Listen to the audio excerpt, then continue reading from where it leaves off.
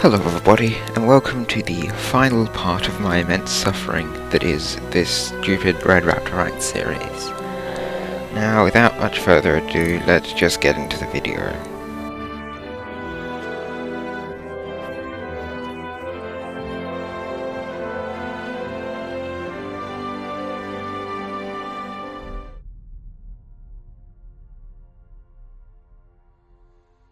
The dreaded Mosasaurus just chills on a reef to get its teeth cleaned. We see this happen to modern apex predators too. Sharks and remoras. Actually, we don't see this in sharks and remoras, given that remoras don't feed off parasites, but instead feed off the feces of their host. Bro, why is every animal a child predator in this show? I think you mean minor attracted reptile.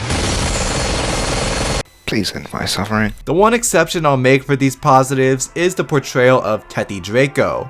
Yeah, maybe 5 years ago when it was described as a pterodontid, this would have been perfect. Too bad that in 2020, a wing was assigned to the genus, then determined to be an Asdarchid instead. So Tethydraco would have been more like Phosphatadraco.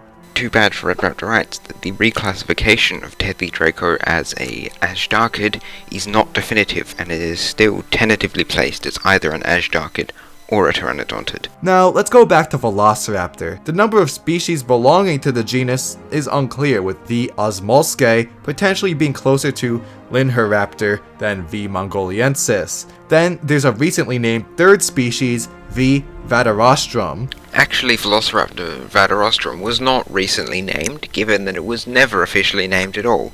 It was unofficially described in a thesis, which was leaked. Even with fine attention to details on the pterosaurs, their wingtips are still too pointy. Modern reconstructions of pterosaur wings make them more round. Now, this is an interesting thing that I somehow haven't brought up in any of these 4 videos, which is a major myth that Red Raptorites perpetrates, because in reality there's no evidence that rounded wingtips is more likely than pointed wingtips, and most fossil wings just show pointed wingtips, and this is something that Red Raptorites has and continues to spread as if it's true when it's not. It's completely untrue. Tethydraco. I brought up how this supposed pterodontid was recovered as an Asdarchid in one 2020 study. Well, since that study, new publications still place Tethydraco as a pterodontid. While their ulnas bore some superficial similarities to Asdarchids, they still closer resemble those of pteranodontians.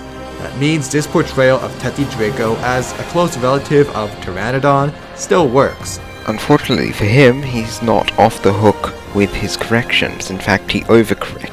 Recent studies have found that Tethydraco was probably a Pterodontid, but it definitely isn't definitive. It may still be an Asdarchid.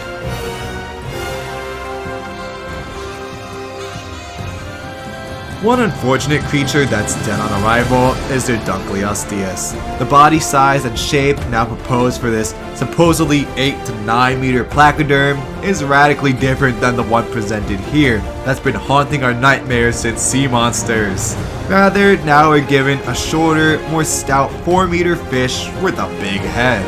Experts before were trying to piece together the missing body by using what we know of other very variable placoderms. But in 2023, a more reliable method was used of measuring the distance between the eye and the operculum, then extrapolating an overall body length from there. I feel bad that the artists couldn't have known such a radical shift was coming. This isn't the fault of any negligence on their end. Science simply marched on at the exact wrong time for them. He puts this in the negative rather than the outdated section, despite literally pointing out that the study came out after the series finished production, and they had no hope of getting it right.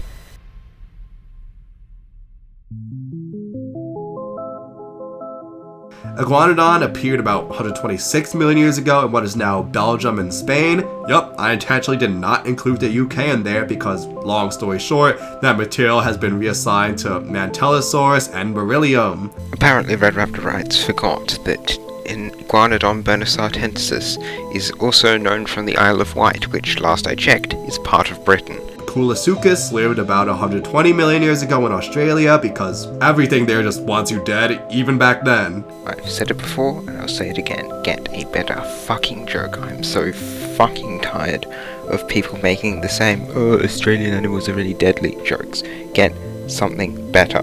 Fuck you. But that's enough talking about feet. I don't want to give Dan Schneider any new ideas. I'm so glad that's the last joke of that kind I'm ever gonna have to listen to.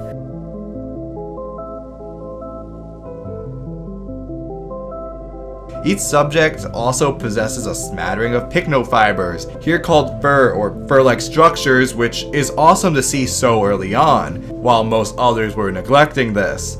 The origins of these filaments are left up in the air, but at this point, it seems likely that we can just call them feathers. The origins of feathers keep going further and further back, going from just the theropods to being present at the beginnings of Dinosauria, now up to some Triassic Archosaur ancestor of both pterosaurs and dinosaurs. Each treats this as definitive when it is still something that is hotly debated, and as far as I can tell, the consensus is that pycnofibers are feather-like structures but not actually feathers themselves.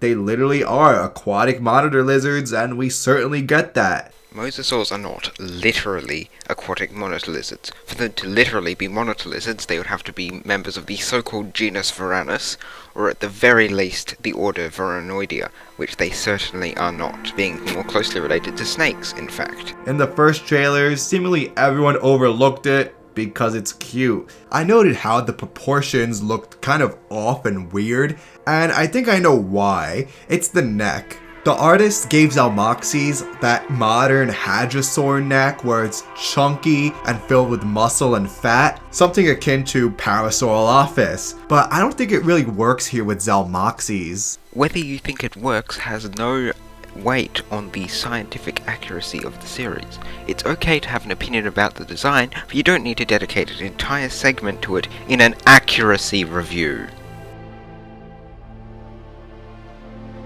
And that is the end of this video, and the end of this absolute nightmare of a series. I'm so glad that I'll never, ever, ever, ever have to listen to Red Raptor write's stupid voice ever again. If you've somehow enjoyed this, leave a like, maybe subscribe, I deserve it. Please check out my second channel, a Discord server, there in the description.